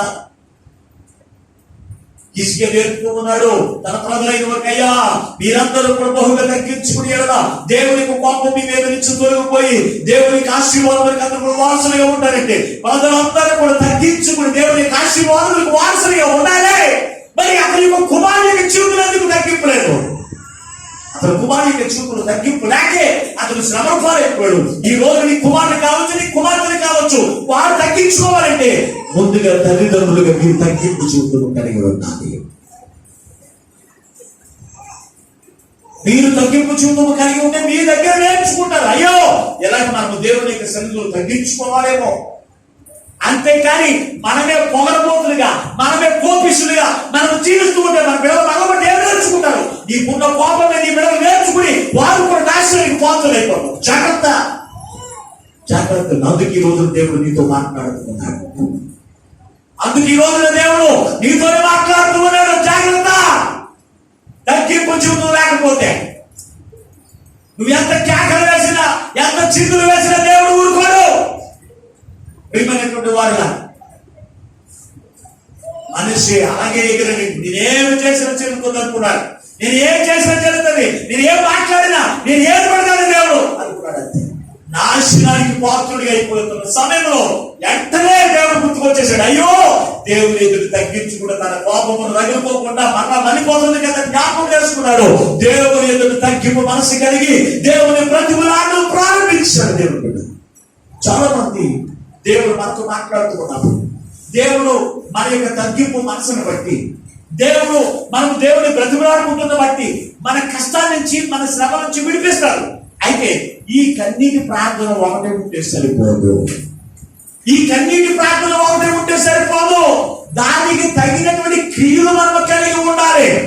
ఏమిటా యొక్క క్రియలు? మనిషి ఏ క్రియలు కలిగి ఉన్నాడో చదువులో ఒకసారి పరిశుద్ధ గ్రంథంలో వచ్చి ఇదే దినవృత్తాంతంలో మీ దగ్గర పెట్టుకోండి. 33వ అధ్యాయం 17వ వచనం చదువుదాం. మరియు యెహోవా మందిరములో నుండి అన్యుల దేవతలను విగ్రహములను తీసివేసి యెరూషలేమునందును నా మొహమే ఏం చదువుతుంది? యెహోవా మందిరమునందు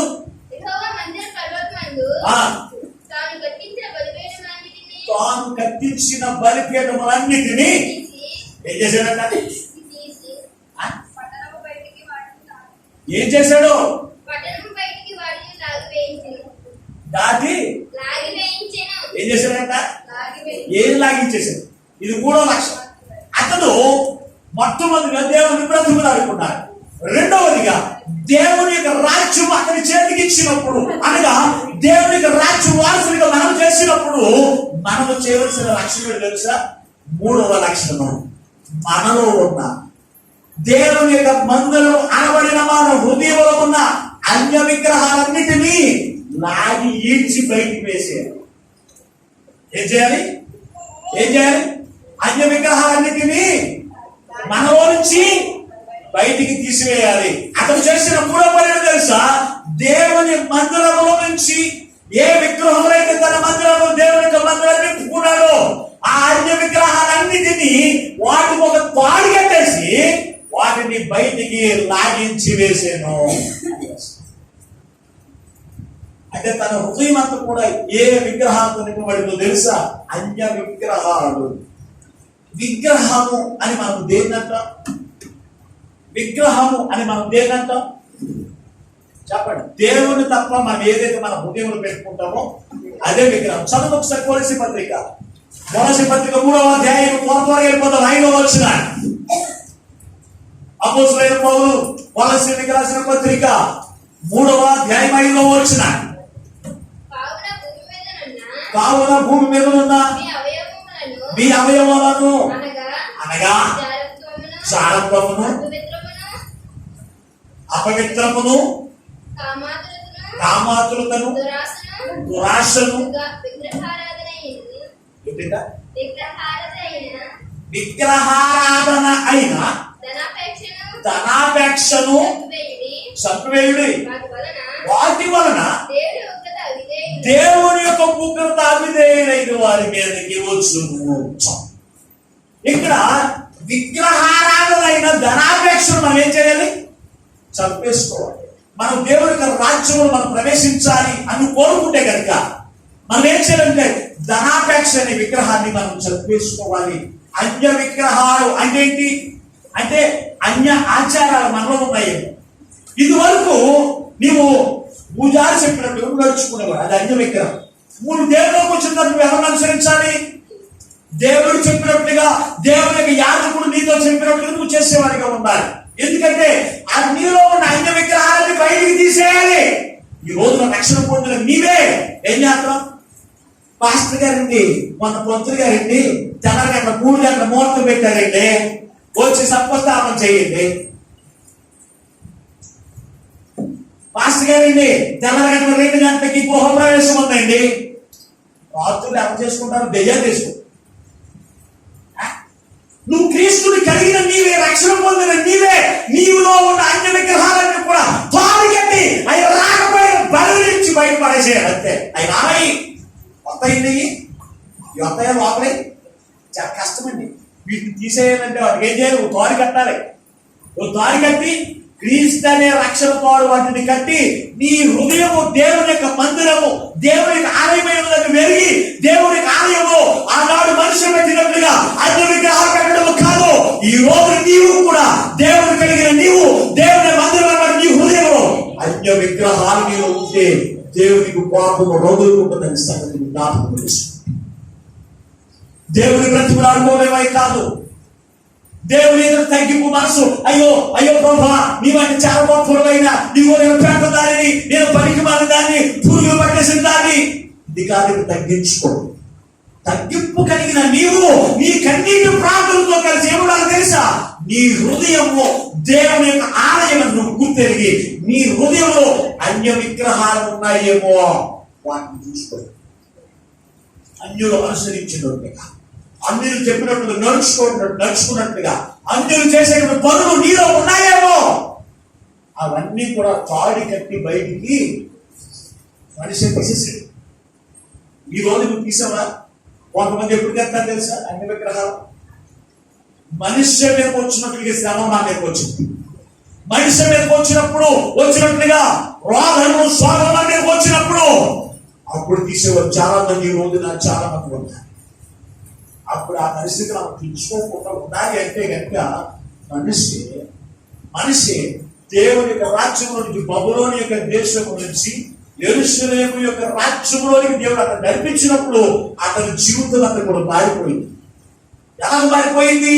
అతనిలో ఉన్న అన్య విగ్రహాలన్నిటినీ వాటికి తాడు కట్టి బయటికి ఈడ్చివేశాడంటే దేవుని బిడ్డరా. ఈడ్చివేసేది ఎప్పుడు? ఈడ్చివేసేది ఎప్పుడు? నీకు ఎవరన్నా బయటకు పంపాలనుకున్నావు, అది వెళ్ళండి, అది వెళ్ళండి. వెళ్ళినప్పుడు ఏం చేస్తావు నువ్వు? ఆయన నువ్వు ఎగైనా బయటకు పంపించాలని మనసు నీకున్నప్పుడు ఏం చేస్తావు? రెక్కట్టుకుని ఈడ్చి పోరా,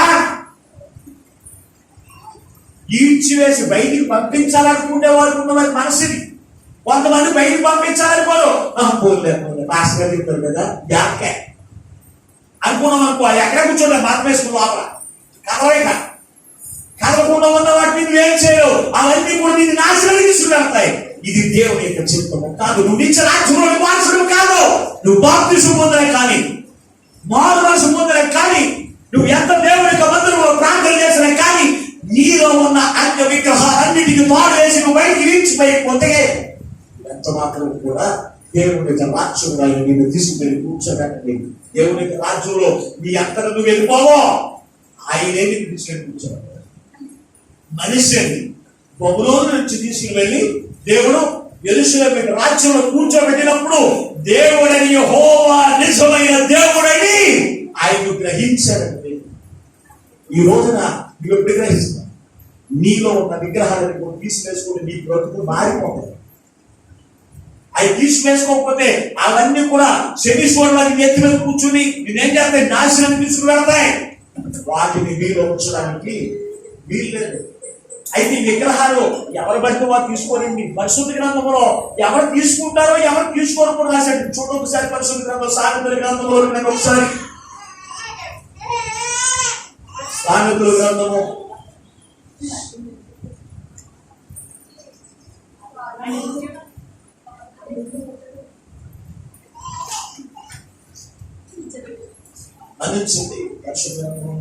58వ కీర్తన 58వ వచనం చదువుతారు. 58వ కీర్తన 58వ వచనాన్ని ఇదమ్మా వారు ఉన్నత స్థలములను బట్టి కట్టి ఆయనకు కోపము పుట్టించి విగ్రహములను పెట్టుకుని ఆయనకు రోషము కలగజేసింది. దేవుడు దాన్ని చూచి ఆగ్రహించి ఇశ్రాయేలునందు బహుగా ఆగ్రహించుకొనెను, అసహించుకొనెను. ఏం చేశాడంట? ఇశ్రాయేలు ప్రజలు విగ్రహాన్ని మనసులో పెట్టుకుంటేనంట ఎవరు చూశారు? ఇది ఎవరు చూశారు? మాస్టర్ గారు చూసారు చూడకపోయినా, నీ తోటి సహోదరులు చూసినా చూడకపోయినా ఎవరు చూస్తున్నారంట? దేవుడని యెహోవా ఇశ్రాయేలు ప్రజలు వారు హృదయంలో విగ్రహాలు పెట్టుకోవడం చూసి వారిని అసహించుకుని వారి మీద దేవునికి రౌద్రముగా కోపం వచ్చేసింది. మరి ఆయన కోపానికి నువ్వు పాత్రుడిగా ఉండకుండా ఉండాలి అంటే, ఆయన కోపానికి నువ్వు పాత్రుడిగా ఉండకుండా ఉండాలి అంటే నువ్వు చేయవలసిన పని నీ హృదయంలో అన్య విగ్రహాలు ఉంటే గనుక తీసివేసుకోవాలి. జ్యోతిష్కు చెప్పించుకోవడం ఒక విగ్రహము, పిల్లలను పూజించడం ఒక విగ్రహము. యావా ప్రాంతానికి రాలేదంటే పిల్లలు వచ్చారండి, పిల్లలు వచ్చారండి. ఇది ఎవరి విగ్రహం? దేవునికైతే ఎక్కువగా ఎవరే పిల్లల్ని ప్రేమిస్తారు. పిల్లలు వచ్చారు. పిల్లలు వస్తే ఆదివారం ప్రార్థన పిల్లలు తెలియదా అంటే నువ్వు చెప్పట్లేదు అంతే.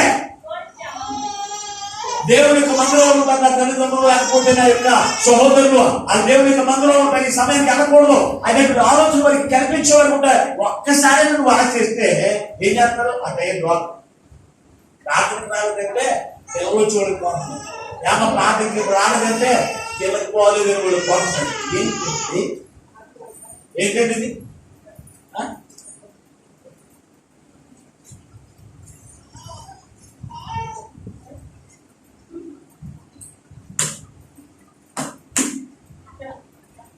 అమ్మా ఎలా చూడు, అవి గడ్డి అర్థమైపోతాయి. అసలు అవి చెప్పట్లేదు, అవి చెప్పట్లేదు, అవి గడ్డి అర్థమైపోతాయి.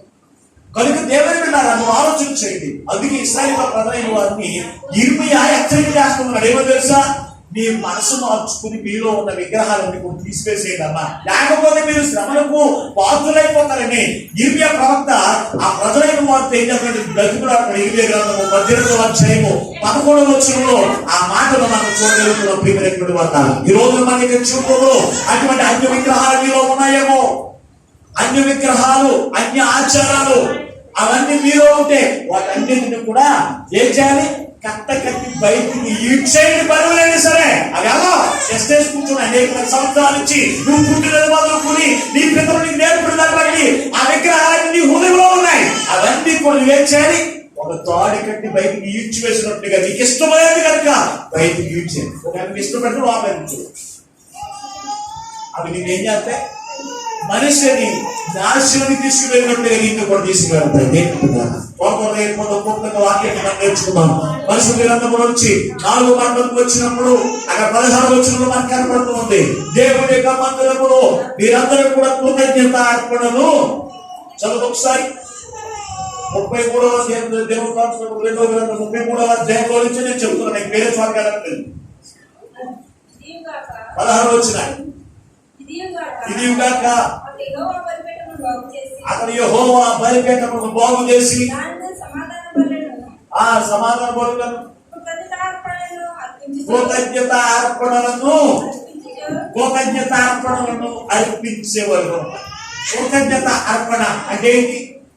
దేవుడు మనకు చేసిన మేలులను బట్టి దేవుడికి కృతజ్ఞత అర్పణలు చెల్లించేవారు ఉన్నారు. ఇది కానుక పెట్టాడున్నాం కదా, ఇది దేవుడు తెలిసంటే కృతజ్ఞత అర్పణ. గత వారమంతా నీ ఉచితమైన కృపలో నన్ను కాల్చవున్నాయి, నన్ను పోషించవున్నాయి, నీకు స్తోత్రం అని కృతజ్ఞత అర్పణ మనం ఎక్కడ చెల్లించాలంటే దేవుని యొక్క మందిరంలో చెల్లించాలి. కృతజ్ఞత అర్పణ ఎలా ఉండాలి అంటే లేవి గ్రంథంలో రాశారు. చూడండి ఒకసారి, లేవి కాండము 22వ అధ్యాయం 29వ వచనం. నీ కృతజ్ఞత అర్పణ దేవునికి ఇష్టమైనదిగా ఉండాలి. నీ కృతజ్ఞత అర్పణ ఎలా ఉండాలి? దేవునికి ఇష్టమైనదిగా ఉండాలి, హృదయపూర్వకంగా ఉండాలి. కొంతమంది ఇదిగో నేను కానుక వేయకపోతే నా పక్కోడు నన్ను చూస్తారేమో, నేను కానుక అర్పణ చేయకపోతే నా పక్కోడు నన్ను చెప్పుకునేటట్లు ఉండాలి అన్నట్టుగా మన అర్పణ మనకు ఉండడానికి వీల్లేదు. నీ అర్పణ ఒకసారి చదవండి, ఒకసారి వాటిని. లేవి కాండం 22వ అధ్యాయం 29వ వచనం.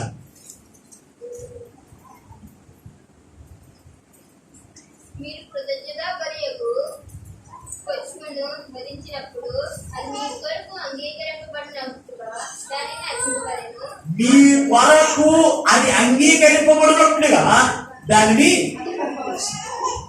మన కృతజ్ఞత అర్పణ దేవుడు అంగీకరించేదిగా ఉండాలి. ఎందుకంటే మనుషులు గ్రంథంలో 2 వ్యక్తులు ఉన్నారు. ఒకడు కయ్యను, రెండవది హేబేలు. మరి హేబేలు యొక్క అర్పణ దేవుడు అంగీకరించాడు, కయ్యను యొక్క అర్పణ దేవునికి అంగీకారంగా లేదు. కొంతమంది అర్పణ కూడా తెలుసు దేవుడు అంగీకరించేటట్లు ఉండవు. ఇప్పుడు నా బైబిల్ కాలంలో అది సగం పైన తిరిగిపోతుంది. అక్క నాకు బాగా కావాలి, ఎవరికేమైంది నేనే రాసుకున్నాను. ఎన్ని కూడా ఎప్పుడొకప్పుడు దేవుడు ఉపయోగించుకుంటాడు. అంటే మన అర్పణ ఎలా ఉండాలి? దేవుడు నీ అర్పణ అంగీకరించినట్లుగా ఉండాలి.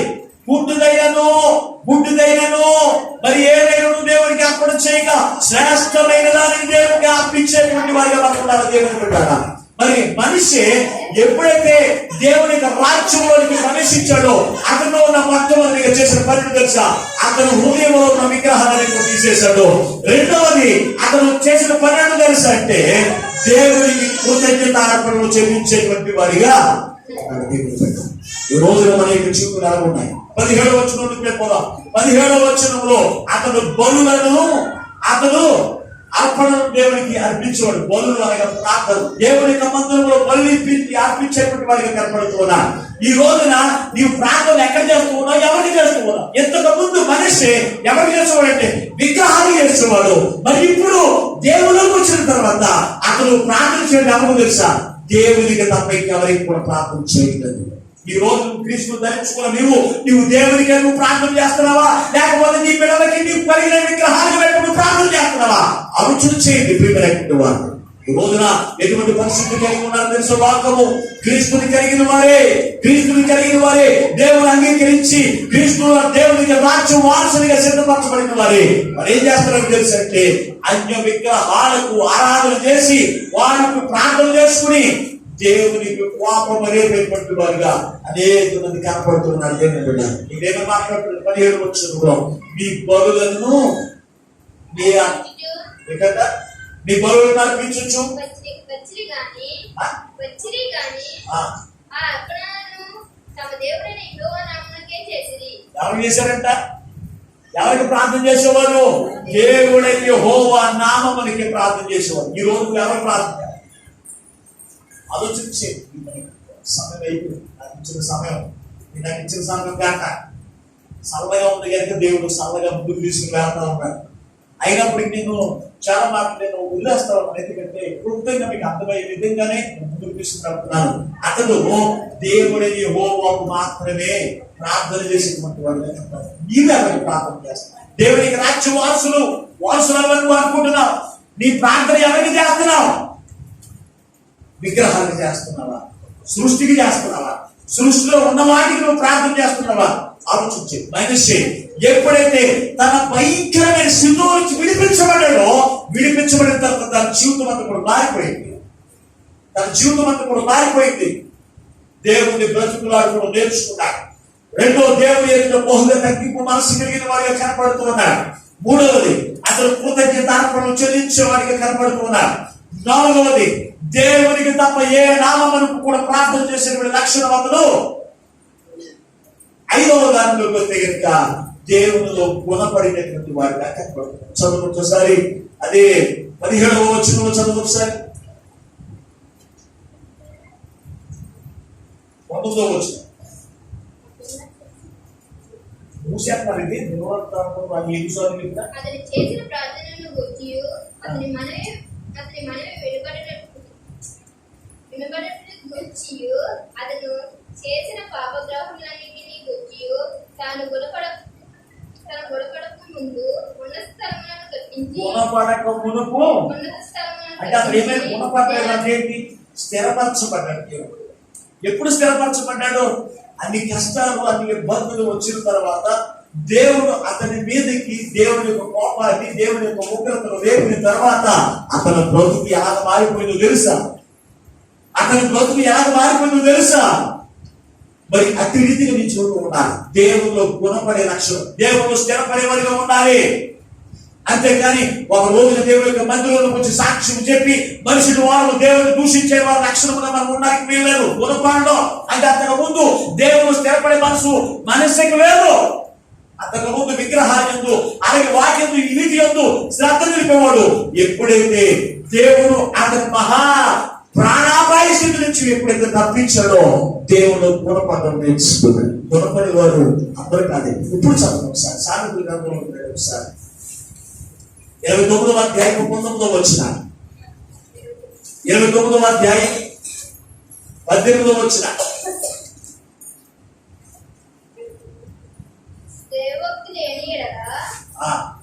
జనులు పట్టులేక తిరుగుదురు. ధర్మశాస్త్రమును అనుసరించువాడు ధన్యుడు. దాసుడు వాగ్దండన చేత గుణపడుడు. దాసుడు వాగ్దండన చేత గుణపడడు. తాత్పర్యం చేసుకొనను వాడు లోబడడు. తాత్పర్యం తెలుసుకొనను వాడు లోబడడు. ఆతురపడి మాట్లాడేవాడు చూచిదివా? వానికంటే మూర్ఖుడు సులువుగా గుణపడతాడట. ఆతృతగా మాట్లాడేవాడు గుణపడ్డట. ఆతృత కంటే కంగారు ఏమేందో, దేవుడు వాక్యం ఏంటో, దేవుడి హెచ్చరికలు ఏంటో, దేవుని యొక్క మాటలు ఏంటో. చాలా మంది దేవుని యొక్క మాటలు వినకుండా ఇష్టానుసారంగా జీవించేవారు అందరూ ఎటువంటి వారు అనుకుంటున్నారు? ఆతృతగా మాట్లాడతారు. నోటుకు వచ్చినట్టుగా మాట్లాడడం. అటువంటి వాడు దేవుల్లో గుణపడడు. నేనేం చెప్పిన నాకు దిక్కోటి వెళ్తాను. ఎందుకు వెళ్తాను? దీని కోసం పర్లేదు. ఎందుకంటే దేవుడు మాట్లాడుతున్నాడు. ఆతృతగా మాట్లాడేవాడు దేవుల్లో మరి ఎవరు గుణపడతాడంట? దానికంటే ముందు వచ్చిన ఏమని రాశాడు? ఆ కుమారుని నిన్ను సంతోషింపపరచును. నీ మనసుకు ఆనందం. మళ్ళీ అంటే సామెతల గ్రంథంలో చదువు ఒకదాని చదవలేదు చదువు. నీ కుమారుని శిక్షించిన ఎడల అతడు నిన్ను సంతోషపరచును. ఎక్కువ మందిని దానిపై కూర్చుంటేది. పైకి వెళ్ళిపోకు. చదివితే మరి నాకు అర్థమాత్రం చదువు సార్. దేవోక్తి లేని ఎడల ఆ రోజు వదిలేదు తర్వాత రోజు దాసుడు వాగ్దానం చేత కొనబడడు. దాసుడు వాగ్దానం చేత కొనబడడు. తాత్పర్యము తెలుసుకొనును. తాత్పర్యము తెలుసుకొనును వాడు లోబడడు. తాత్పర్యం తెలుసుకోకపోతే లోబడాలి. ఈ మాట చూస్తే రెండు అమూల్యమైనటువంటి మాట నాకు కనపడుతుంది. వాగ్దండన అంటే దేవుని యొక్క వాక్యము దండిస్తూ అంటే నువ్వు తప్పులు చేసినప్పుడు, నువ్వు పాపం చేస్తున్నప్పుడు, దేవునికి వ్యతిరేకంగా నడుచుకుంటున్నప్పుడు వాగ్దానం ముందు మన పైకి వస్తాయి. ఆ వాగ్దానాలకు చాలా మంది లోబడరు. ఎవరు లోబడరు అక్కడే రాశాడు. ఎవరంటే ఆతృతగా మాట్లాడు లోబడు. మరి ఈ రోజు నువ్వు ఆతృతగా మాట్లాడుతూ ఉంటే కనుక దేవుని యొక్క వాగ్దానము నువ్వు లోబడు. వాగ్దాన నీ మీదకి వచ్చినప్పుడు, దేవుడు నీతో మాట్లాడుతున్నప్పుడు నువ్వు లోబడితే కనుక నువ్వు దేవుల్లో గుణపడేటువంటి వాళ్ళు ఉంటారు. ఇంతకు ముందు మనిషి దేవుడు గుణపడే లక్షణం అక్కడ లేదు, దేవుడు స్థిరపడే లక్షణం లేదు. ఎప్పుడైతే శ్రమ అకస్మాత్తుగా అతని మీదకి వచ్చేసిందో, వచ్చిన తర్వాత అప్పుడు దేవుని యొక్క భయం ఏంటో, దేవుని యొక్క కోపం ఏమిటో, దేవుని యొక్క కష్టం రగులుకోవడం అంటే ఏంటో తెలుసుకున్నాడు. తెలుసుకున్న తర్వాత అతను ఉన్న లక్షణాలు ఎన్ని ఉన్నాయో తెలుసా? ఒకటి మనం చూస్తే దేవుని ఎదుట దేవుని బ్రతిమలాడుకునే లక్షణాలు కలిగినటువంటి వారికి కనపడుతున్నారు. రెండవది దేవుని ఎదుట తాను బహుగా తగ్గింపు మనసు కలిగినటువంటి వారిగా కనపడుతున్నాడు. తన హృదయంలో నుంచి విగ్రహాన్ని కూడా బయటికి ఈడ్చివేసినటువంటి వారిగా కనపడుతున్నారు. నాలుగవదిగా చూస్తే కృతజ్ఞతార్పణ చెల్లించేవాడిగా కనపడుతున్నారు. ఐదవది చూస్తే దేవునికి తప్ప మరి ఎవరికి కూడా ప్రార్థన చేయకుండా యేసు నామమునే ప్రార్థన చేసేటువంటి వాడిగా కనపడుతున్నాడు. ఆరవదిగా చూస్తే కనుక అతడు దేవుల్లో స్థిరత్వం కలిగినటువంటి వాడు. అంతేకాదు ఈ 33వ అధ్యాయంలో 15వ వచనం చదవండి, 14వ వచనం. అతని హృదయం కంట దేవుని దూతల్ని కావలిగా ఉంచుకుంటాడు. ఇది ఆకలి వచ్చి చదవండి ఒకసారి. 33వ అధ్యాయం 14వ వచనం. ఇది అయిన తరువాత అతడు దావీదు పట్టణం బయట గిహోనుకు పడమరగా లోయ యందు మాస్యము కుమ్మము వరకు ఓపేలు చుట్టూను బహు ఎత్తుగల గోడను కట్టించెను. మరియు యోధా దేశంలోని బలమైన పట్టణములన్నిటిలోనూ సేనాధిపతులను ఉంచెను. తన బలమైన పట్టణము చుట్టూ సేనాధిపతులను ఉంచుతాడు. సేనాధిపతులు ఎవరు? మన హృదయ తలంపులకు దేవుడికి సమాధానం కావులిగా ఉంచుకోవాలి. ఎందుకంటే చెడు మాటలు, చెడు తలంపులు మన హృదయంలోనికి రాకుండా ఉండాలి అంటే మన హృదయ తలంపులకు దేవుడికి సమాధానము కావలిగా ఉండాలి. దేవుని యొక్క దూతలు మన హృదయం చుట్టూ కావలిగా ఉన్నప్పుడు చెడు మన మాటలు, చెడు ఆలోచనలు, చెడు తలంపులు మన హృదయంలోనికి రానివ్వకుండా దేవుడి యొక్క సమాధానాన్ని కావలివచ్చు. 7 లక్షణాలు ఎదుర్కొంటలేవచ్చు. ఈ 7 లక్షణములు అతను కలిగి ఉన్నందున అతన్ని బబులోని దేశం నుంచి దేవుడు తీసుకుని వచ్చి యెరూషలేము యొక్క రాజ్యమును అతను నిలబెట్టినప్పుడు ఇతడే దేవుడిని యెహోవా అని అతను తెలుసుకున్నాడు. ఈ రోజు నీవు ఎక్కడున్నావు తెలుసా? బబులోను సామ్రాజ్యం అంటే శబ్దమైన లోకములు నాకు ఉన్నాం. ఈ శబ్దమైన లోకముల నుంచి యెరూషలేము అనే పరిశుద్ధ పట్టణము, దేవుని యొక్క పర్వత పట్టణం అనేటువంటి రాజ్యములో నిన్ను తీసుకువెళ్ళి కూర్చోబెట్టాలి అంటే ఈ 7 లక్షణములు మనుష్యకు కలిగిన 7 లక్షలు నీలో కలిగి ఉండాలి. ఎంతకు ముందు మనుష్యవరే నువ్వు విగ్రహాలను చేయవచ్చు, మనుష్యవరే దేవుని యొక్క ప్రజలైన వారిని బాధించవచ్చు, మనుష్యవరే నీవు అనేకులను దేవుని నుంచి తొలగించి లోకమును నడిపించేవాడిని ఉండవచ్చు, ఈ పిల్లలైన వారికి అన్ని ఆచరణలను నేర్పించి ఉండవచ్చు. అయితే దేవుడిలోకి వచ్చిన తర్వాత నీకు ఉండవలసిన లక్షణాలు 7 లక్షణాలు కలిగి ఉన్నాడు. అప్పుడే నువ్వు పర్వత రాజ్యంలో అందుకే యేసుక్రీస్తు ప్రభువారు నిన్ను నన్ను మనకు శాపలోకంలో మనం జీవిస్తున్నప్పుడు శాపంలో పాపంలో ఉన్న మనందరినీ కూడా రక్షించి పరలోక రాజ్యంలో కూర్చోబెట్టడానికి తను తగ్గించుకుని రిక్కుని ఈ లోపలికి వచ్చి నీవు చేసిన పాపముల కొరకు నేను చేసిన పాపముల కొరకు ఆయన శ్రమను అనుభవించి బాధలు అనుభవించి అవమానించబడి ఆయన తన ప్రాణం పెట్టింది ఎందుకో తెలిసి ఒక రక్షణ ఇచ్చింది. నిన్ను నన్ను పరలోక రాజ్యంలో కూర్చోబెట్టాలి. ఆయన రాజ్యంలో కూర్చోవాలని ఈ రోజు దేవుని సన్నిధిలో నిర్ణయించుకుంటే కనుక మనిషి ఎలాగైతే 7 లక్షణముల చెంత దేవుడు స్థిరపరచబడ్డాడు అటువంటి స్థిరమైన జీవుడు నీకు అనుగ్రహిస్తాడు. దేవునికి నిత్య రాజ్య వారసులుగా సిద్ధపరుస్తాడు. అటువంటి కృప భాగ్య పరిశుద్ధాత్మ దేవుడు ఈ వాక్యం అందరికీ అనుగ్రహించును గాక. ఆమేన్. ప్రార్థన చేసుకుందాం. అయ్యా, ఇంతవరకు నీవేమో మంచిగా దిగి వచ్చి మాతో మాట్లాడి మమ్మల్ని బలపరిచిన యేసయ్యా మీకు వందనాలు స్తుతిస్తున్నాను. అయ్యా, ఈ లోకంలో నుంచి అయ్యా, ఈ పాపిష్టి లోకంలో నుంచి మేము పరలోక రాజ్యంలోకి నీవు మమ్మల్ని తీసుకుని కూర్చోబెట్టాలి అంటే మేము ఏ జీవితంలో జీవించాలో మనిషిని మా మనసులో పెట్టి మాతో మాట్లాడాలి. మనిషి అయ్యా తన తండ్రి నేర్పిన మాటలని కూడా విడిచిపెట్టి నేను రాజుని కదా నీ ఇష్టానుసారం జీవిస్తానని ప్రభు జీవించాలి. అందుకే అతని తండ్రి ఒక మహారాజునే నడి వీధిలో ఈడ్చేటట్టు చేశావు. తండ్రికి వందనాలు. ఇక ఎవరు దేవుడో తెలుసుకుని విడిపించని ఎవరు తెలుసుకుని తండ్రి నిన్ను ఆశ్రయించాడు తండ్రి. నిన్ను బ్రతుకులు ఆడుకున్నాడు తండ్రి. నిన్ను బ్రతుకులు ఆడుకోవడం ద్వారా తండ్రి అతను విడిపించబడి అయ్యా మరలా తన రాజ్యములో అతను మహారాజుగా 55 సంవత్సరాల మహారాజుగా ఏర్పాటు చేసి గొప్ప దగ్గర పొందుతున్నాయి. ఈ రోజునయ్యా, ఈ రోజున మేము కూడా విడిపించబడిన మేము నీవు రాజ్యంలో వచ్చినప్పుడు తండ్రి మేమందరం నిన్ను స్తుతించి రాజ్యం పాలన చేసేటువంటి కృప మాకు ఇవ్వని దగ్గరికి వందనాలిస్తున్నాం. నీ రాజ్యం పరిపాలించేటువంటి దగ్గర మాకు ఇచ్చినందుకు వందనాలిస్తున్నాం. నీ రాజ్యం లోపల ప్రకటిస్తుండగా ఎందరైతే దేవుడు ఎవరో తెలుసుకోకుండా జీవిస్తూ ఉన్నారో వారందరితో నువ్వు సూటిగా మాట్లాడా. నిన్ను ప్రతిభలు ఆడుకుంటే అయ్యా నీ ఎదురు తగ్గింపు మనసు కలిగి ఉంటే అయ్యా మాలో నుంచి అన్య విగ్రహాన్ని తీసివేసుకుంటే కృతజ్ఞత అర్పణ చెల్లించే వారికి మేము ఉంటే తండ్రి అయ్యా నీ నామమును బట్టి ప్రార్థించే వారికి మేము ఉంటే నీలో మేము స్థిరపడినటువంటి మనసు కలిగినటువంటి వారికి మేము ఉంటే నీ నిత్య రాజ్య వారసుడిగా మేము ఉంటాము తండ్రి. అటువంటి ధన్యతయ్యా ఈ వాక్యం విన్న ప్రతి బిడ్డ 5 వరకు అనుగ్రహం చేయండి. ఎందరైతే తీర్మానం చేసుకుంటున్నారో నీ రాజ్య వారసుడిగా ఉండాలని తండ్రి వారి నోటి వారిని స్థిరపరచబడుగాక. ప్రార్థన చేస్తుండగా గొప్ప కార్యములు జరిగించండి.